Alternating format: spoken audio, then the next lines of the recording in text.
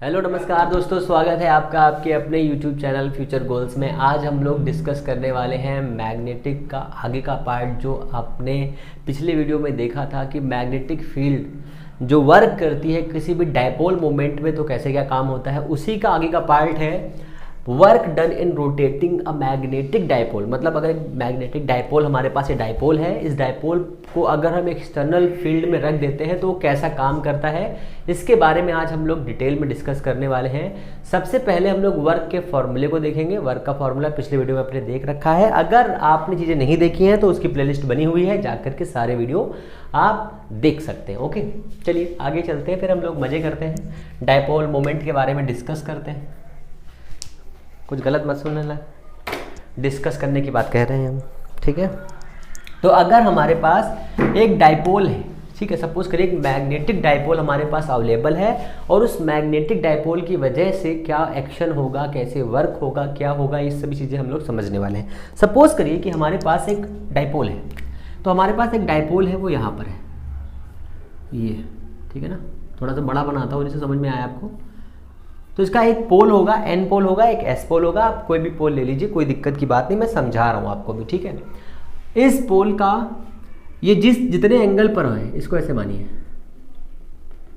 ये किसकी base line है, ठीक है। इस बेस लाइन को अगर हम इस हॉरिजॉन्टल लाइन से क्रॉस कर दें तो इनिशियल कंडीशन पर जो एंगल बन रहा है वो एंगल है थीटा। वो एंगल है कितना, थीटा 1। थीटा कहाँ लिखूँ मैं, यहाँ पे लिखता हूँ थीटा 1, ठीक है, थीटा 1।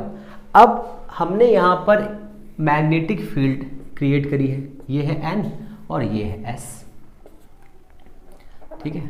कैसे बनाई है ये आपको पता है, एक्सटर्नल मैग्नेट्स लगाए हैं हमने, उन मैग्नेट्स के बीच में इस डायपोल को रख दिया है। अब क्या एक्शन होने वाला है, और हमने देखा कि जब हम इसको ऐसे रखते हैं तो यहाँ से थीटा 2 घूमने के लिए इसमें कितना वर्क होता है, हमें इसी को इसमें फाइंड करना है, ठीक है।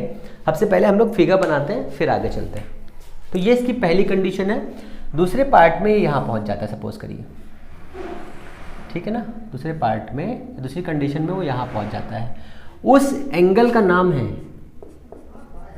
ऐसा मान लीजिए, ये इसकी वो मिडिल लाइन है, ये वाला जो एंगल है उसका नाम है थीटा 2। दोनों एंगल्स को समझते जाइए। इनिशियल एंगल कितना है,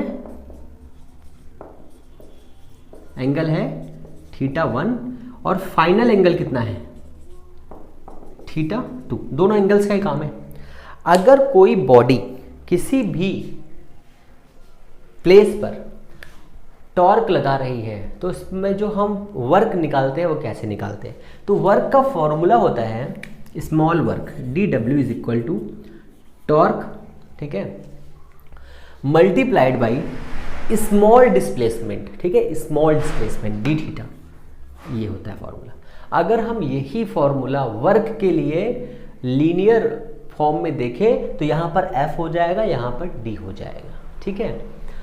अब एक क्वेश्चन बेसिक्स आप कर सकते हैं कि सर यहाँ पर जो टाउ दिया हुआ है और थीटा दिया हुआ है, तो क्या इससे वर्क की यूनिट पर कोई इफेक्ट पड़ेगा? कोई इफेक्ट नहीं पड़ेगा, सारा का सारा इफेक्ट वही रहने वाला है। मतलब सारा का सारा वर्क का यूनिट, सारी जितना भी डायमेंशन है सब वही रहेगा, जूल रहने वाला, ठीक है ना। ओके, इतना हो जाएगा। स्मॉल पार्ट के लिए है। स्मॉल पार्ट का मतलब क्या है, अगर शुरुआत में हमने इस डी थीटा को ऑब्जर्व किया था तो dw कितना हुआ था dw, ठीक है, इतना हो गया। ये हमारा फॉर्मूला हो गया, बस इसी फॉर्मूले को अप्लाई करना है। तो dw कहाँ से कहाँ तक, 0 से w तक। 0 से w का मतलब क्या है, फाइनल इनिशियल पॉइंट पर जिस पे वर्क कितना हो रहा था, 0। मतलब जब यहाँ पे इसको रखा गया था तो इस पे वर्क कितना हो रहा था, 0। मतलब इस कंडीशन में रखा हुआ था, इसमें कोई वर्क नहीं हो रहा था, 0 था, ठीक है। तो इसमें एंगल भी कितना था, 0 था, सिंपल, ठीक है, ओके, मान लिया हमने। फिर जब इसको थोड़ा सा रोटेट किया गया, रोटेट होने पर इसमें क्या एक्शन हुआ, वो एक्शन हुआ थीटा 2 तक। तो ये हो गया हमारा थीटा 1 टू थीटा 2, कितना है, टॉर्क और डी थीटा, ठीक है ना, torque dot D theta. Okay, कितना क्लियर हो गया।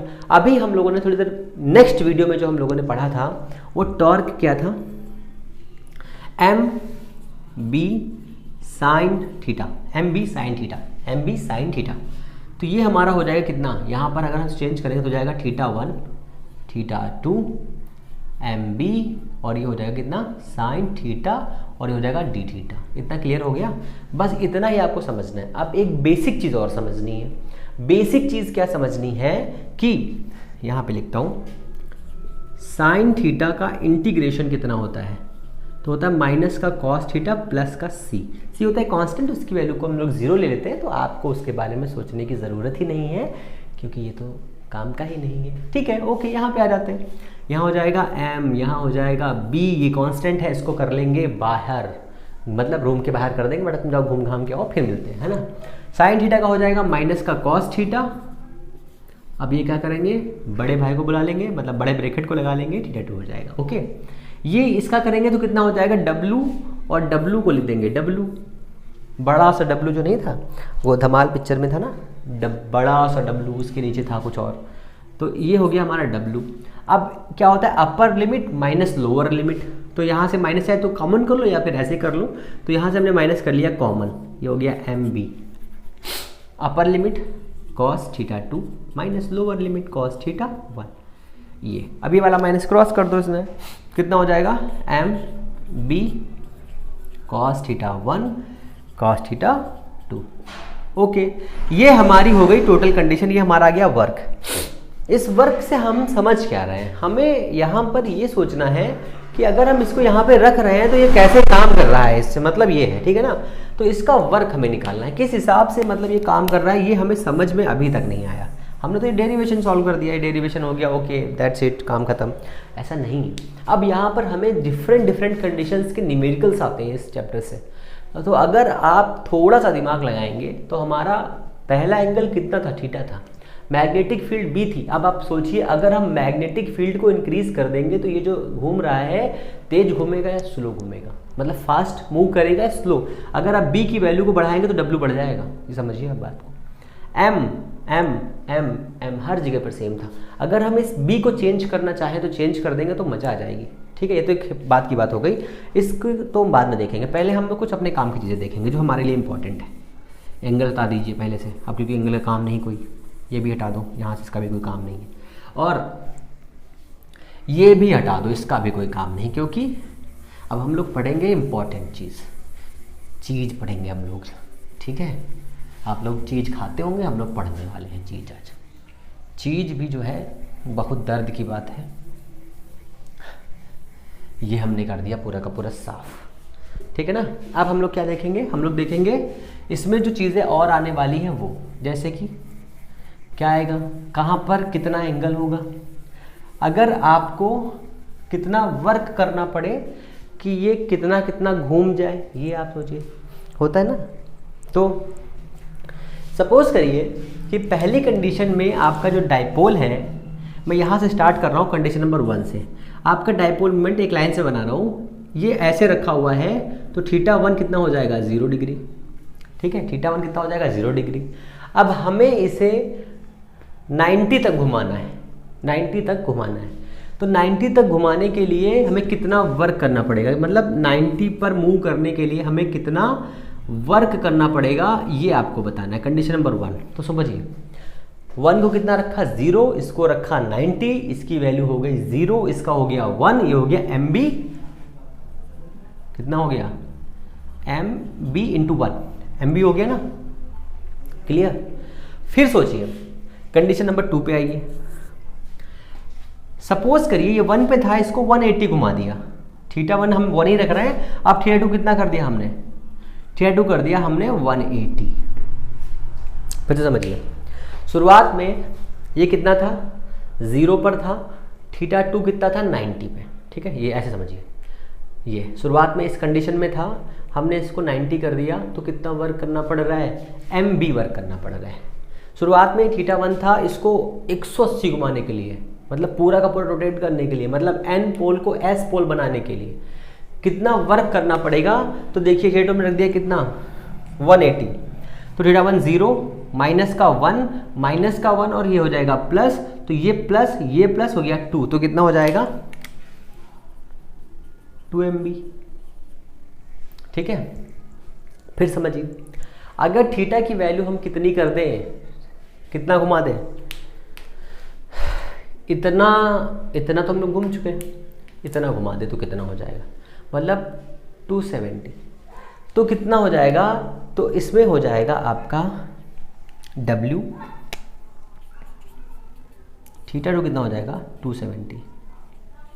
तो आप कॉस के फॉर्मूले के लिए एक ये ग्राफ याद रखा करिए, अगर आप भूल जाएं, मैं तो इसी का इस्तेमाल करता हूँ, ठीक है। ये देखिए 0 की वैल्यू, ये 90 की वैल्यू, ये 180 की वैल्यू, ये 270, तो कितना हो जाएगा, इसकी वैल्यू हो जाएगी 0, तो ये आपका 0 हो जाएगा, फिर कितना आ जाएगा MB आ जाएगा, ठीक है। अगर आप ऐसे ही 360 पे लाना चाहते हैं, मतलब पूरा घुमा के सेम पे लाना चाहते हैं, तो कितना हो जाएगा 1 हो जाएगा, उस कंडीशन में कितना आएगा 0, उस कंडीशन में कितना आएगा 0, मतलब 0 MB 2 MB फिर MB फिर कितना 0। इस कंडीशन में ये वर्क करता है, ठीक है। अब दूसरी कंडीशन पे आइए। पहली कंडीशन पे थीटा 1 कितना था 0 था, थीटा 2 कितना था 90 था, ओके दैट्स इट। दोनों सेम हो तो कितना हो जाएगा, अगर दोनों सेम हो तो कट जाएगा, 0 हो जाएगा 0, ठीक है। फिर थीटा 1 0 कर देंगे, ये कितना है 90, तो MB हो जाएगा। फिर ये इतना ही रखेंगे, कंडीशन 2 करें तो MB हो जाएगा। फिर इसको चेंज करेंगे, ये इतना हो जाएगा। इस तरह से हम घटाते बढ़ाते जाएंगे और इसकी वैल्यू में वेरिएंस होता जाएगा। कई बार क्वेश्चन ऐसे बनेगा, अगर बनना चाहेगा तो, कि थीटा 1 30 से 60 घुमाने के लिए कितना वर्क करना पड़ेगा। तो आप यहाँ पर ये मत कर दीजिएगा कि सीधे इसमें मान रख दें, ठीक है। शुरुआत में 30 पर था, फिर 60 घुमाया गया, ठीक है ना, फिर वहाँ से 60 घुमाया गया, मतलब टोटल एंगल कितना हो गया 90, 30 to 90, 30 to 90, समझ रहे हैं बात को। वो तो क्वेश्चन की लैंग्वेज में डिपेंड करेगा कि आपसे उसने कैसा क्वेश्चन पूछा है। अगर यहीं पर वो पूछता पोटेंशियल एनर्जी बताइए, तो पोटेंशियल एनर्जी हम लोग पढ़ेंगे नेक्स्ट लेक्चर में, पोटेंशियल एनर्जी, ठीक है ना। पोटेंशियल एनर्जी को करते यू से, ये हो जाएगा माइनस का MB और आगे हो जाएगा 1 माइनस कॉस थीटा। ये हम लोग पढ़ेंगे नेक्स्ट वीडियो में। और तब तक के लिए आपको क्या करना है ये आपको तो पता है। अगर चीज़ें पसंद आई हैं तो प्लीज़ चैनल को लाइक शेयर सब्सक्राइब करिए और अपना प्यार हमें ऐसे ही देते रहिए। कोई प्रॉब्लम है कमेंट करिए, आपके हर एक कमेंट का रिप्लाई ज़रूर किया जाएगा। फिर लाइक कर लीजिए, सब्सक्राइब कर लीजिए। थैंक यू, मिलते हैं नेक्स्ट वीडियो में। नमस्कार, जय हिंद।